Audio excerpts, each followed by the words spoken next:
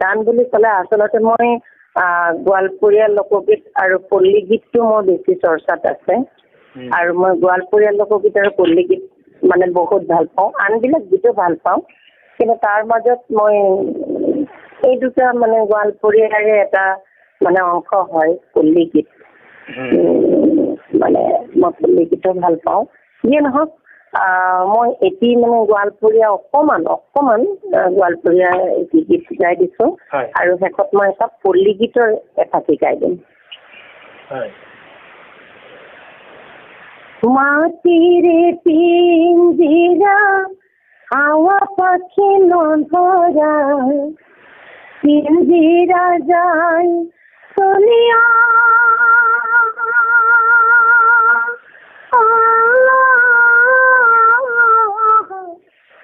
মাটিৰে পিঞ্জিৰা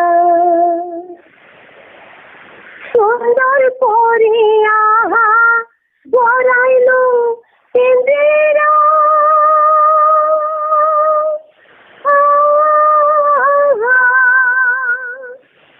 পিঞ্জিৰা নহয় আপোন সেনা পিঞ্জিৰা পঠিয়াই গেলে সেনা মাটিৰ লগে ৰে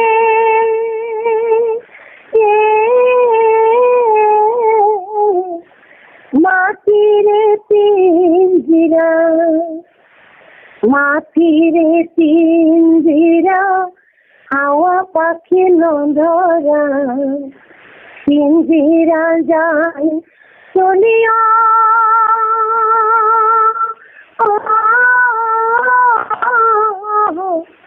মাটিৰে পিঞ্জিৰা মাটিৰে পিঞ্জিৰা মাটিৰে পিঞ্জিৰা এইটো গোৱালপৰীয়া লোকগীত এইটো ৰহিমা কলিতা বেগমে গাইছিলে যিহেতু আজি মোৰ দেউতা নাই দেউতা নোহোৱাৰ কাৰণে মই দেউতাৰ কাৰণে আজি এই গীতটো মই তেখেতৰ কাৰণে গাই দিছোঁ মই শেষত মানে কি পল্লী গীতৰ এটা ফাঁকি গাই দিছোঁ শুনি ভাল লাগিব বিদেশী নাগৰ তুমি শুনি যাও খবৰ সিলেট দ্বারাও ঘাটে নাওনা গায়া হারে হে আমার একটা চিঠি যাও না লইয়া ডাকে যদি পাঠাই চিঠি লাগে ঠিকানা হে মাঝেরে তোর দেশের যাওয়া নাই রে জানা চিঠি নিয়া যাও সাথে প্রিয় প্রাণ বন্ধুর হাতে কয়ো কথা সকল লিয়া হারে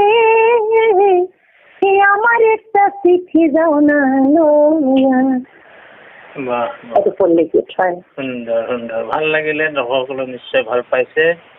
আৰু বহুত কথা থাকে কিন্তু ভিডিঅ'টো দীঘলীয়া হৈ গৈ থাকেতো আকৌ এদিন লগ পাম আৰু বহুত কথা জানিবলগীয়া আছে আপোনাৰ পৰা আজিলৈ ইমানতে এৰিম দৰ্শকসকলক কিবা ক'বলগীয়া আছে যদি ক'ব পাৰে হয় হয় সকলো দৰ্শককে মই এইটোৱে অনুৰোধ জনাব বিচাৰোঁ কাৰণ বৰ্তমান আমাৰ বিশ্বত যিটো এটা